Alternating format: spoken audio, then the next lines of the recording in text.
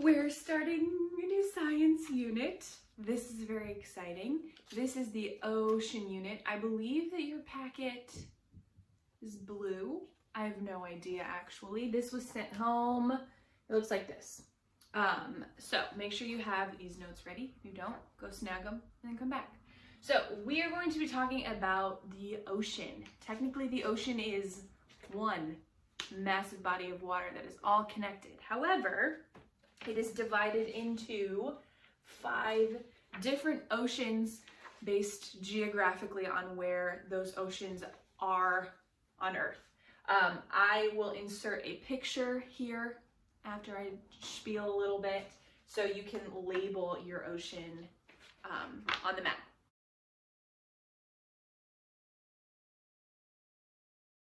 So first and the largest ocean that we have is the Pacific Ocean. This is going to make up 46% of the big, huge, massive ocean that we know of as the ocean. Next, we have the Atlantic, which makes up 23% of the ocean. The Indian is 21%. The Southern is 6%. And the Arctic is 4%. So obviously that adds up to 100 when we're saying 100% of the oceans is divided this way into these 5 sections. In total, if we're talking about land versus ocean on the Earth, the oceans make up 71%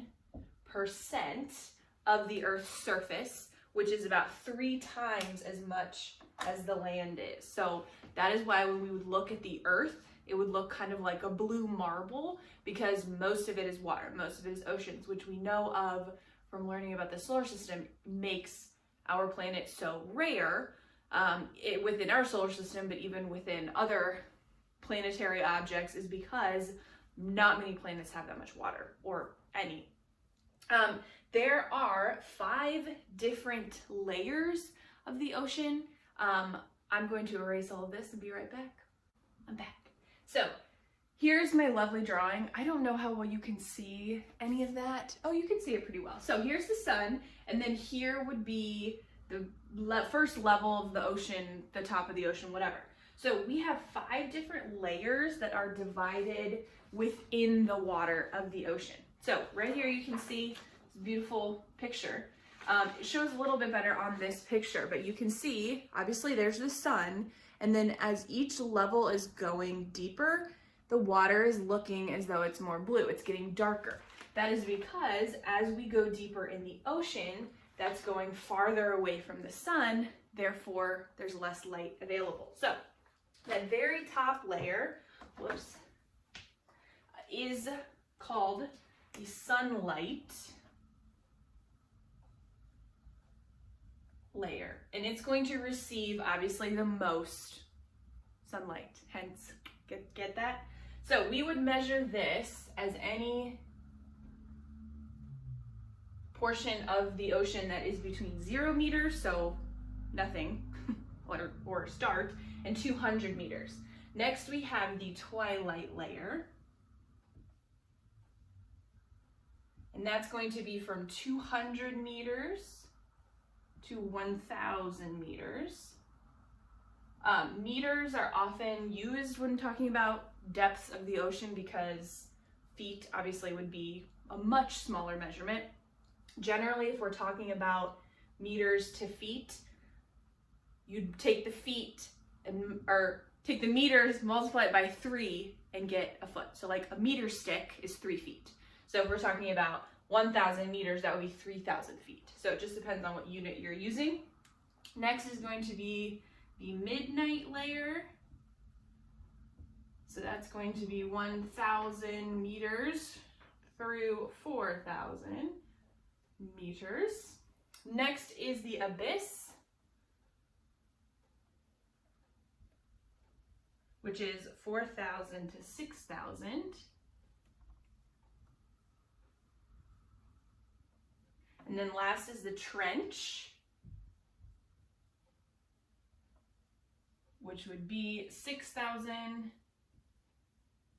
through 13,000 which would lead us to the deepest part of the ocean. So what happens with these different layers? The deepest part of the ocean is 13,000 meters, and we're going to talk about that in a moment. Based on what layer or what zone we're talking about within the ocean, that's going to affect the plant life, the animal life, the organisms, anything that is able to live there. There's obviously going to be a lot more things that are alive in the sunlight section than there are in the trench. Most fish are going to live somewhere here. It's going to be warmer.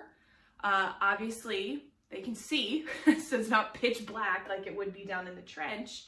So that's going to allow for a higher diversity of life. The coral reefs are going to be up in those higher sections.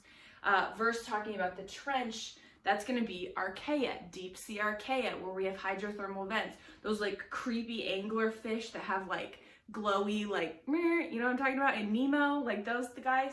The diversity of life is going to be very slim the farther we get.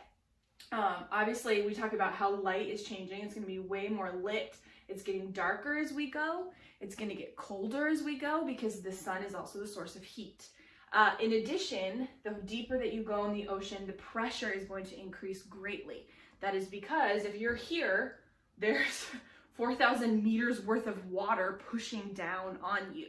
Obviously, divers don't ever go anywhere near that deep, but even like submarines and watercraft and exploratory things such as that, they have to be engineered in this like extremely careful and precise way, or the pressure of the ocean is literally just gonna like smash everything and it would implode or whatever. So those are the different layers of the ocean. The last section that we have for notes today is the ocean floor, which I'll put a picture of that in and probably talk about it. It's just going to be much easier to do so. The deepest known part of the ocean is the Mariana Trench, which is in the Challenger Deep.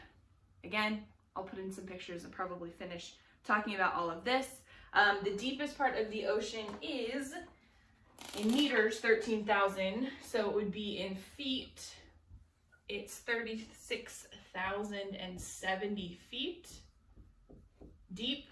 Obviously, if you divide that by 3, you get 13,000-ish meters. But I'll add some things at the end of this, which you'll see right now.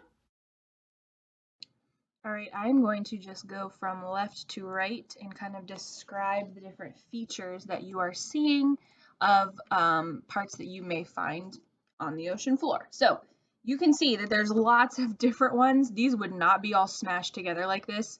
This is like all of the choices that you would find somewhere in the ocean. The majority of the ocean is the abyssal plain, which you can see is the third one from the left. These other ones obviously you would find, but most of the ocean is just a plain. So first we have the continental shelf. So this is the underwater border of each continent. The average depth is 140 meters, so that's not super deep. Next is the continental slope. So this is the steep area where the ocean rapidly gets deeper. It can reach 3,000 meters below the surface. The continental rise is the lower portion of the slope, which you can see that's on the far right. The abyssal plain or the oceanic valley is another word that you would see, is a vast flat area on the deep ocean floor. The average is 4,500 meters. The volcanic arc and the volcanic island are going to obviously be above the surface. So you can see the arc is sort of where it meets, the line's a little bit hard to see, but it's where the water is meeting with the arc, the land, and then the island is obviously the part that's above water. And then the reef is going to be just below the surface. So volcanic mountains on the ocean floor become islands where they are tall enough to break through the water's surface. The trench is the very deepest part of the oceans, the deepest one being 13,000 meters. And then an oceanic ridge, which is not listed on here, is a system of underwater mountains and valleys that is usually parallel to the ocean trench. So the trench, you can see, is by far the deepest bit, and then I will add a Mariana Trench section here at the end so you can see where that is. Here is a map showing the location of the Mariana Trench, so you can see it is in the Pacific Ocean to the east of China, Philippines, and Japan. And then you can actually see the trench is that it's almost like a backwards C where it looks darker with the darker blue, and then the Challenger Deep is shown in the red. So the Mariana Trench itself is an incredibly deep trench, and the deepest part of the Mariana Trench is called the Challenger Deep. So that's where we would have that 36,070 feet deep measure that I mentioned earlier in the video, or 13,000 meters, depending on what form of measure you are using. I think this is a really neat graphic to show you how deep exactly 36,000 feet is. It's kind of hard for us to think about a number so massive. So this is showing you some things that you can compare relatively to that 36,000 foot depth, 13,000 meters. So if you've ever been on a commercial airliner, that's the first one they're showing there.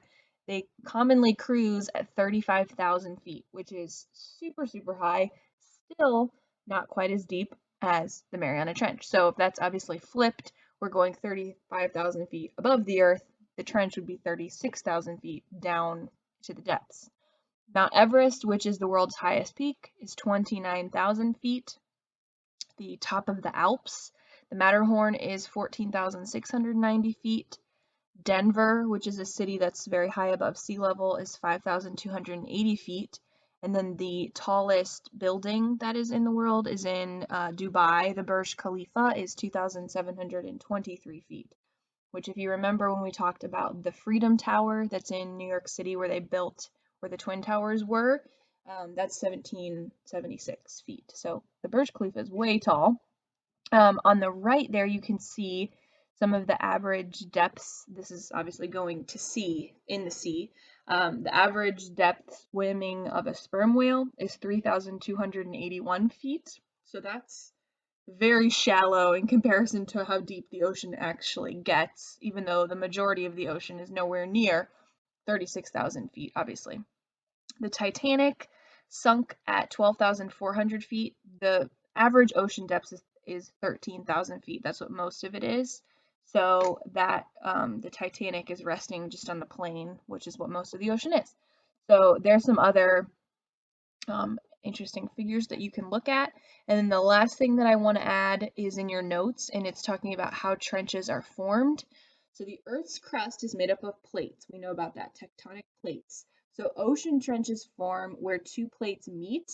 One of the plates goes below the other, and then magma comes out at the boundary. So new crust forms, building a ridge of volcanic mountains. So that is how an oceanic trench is formed.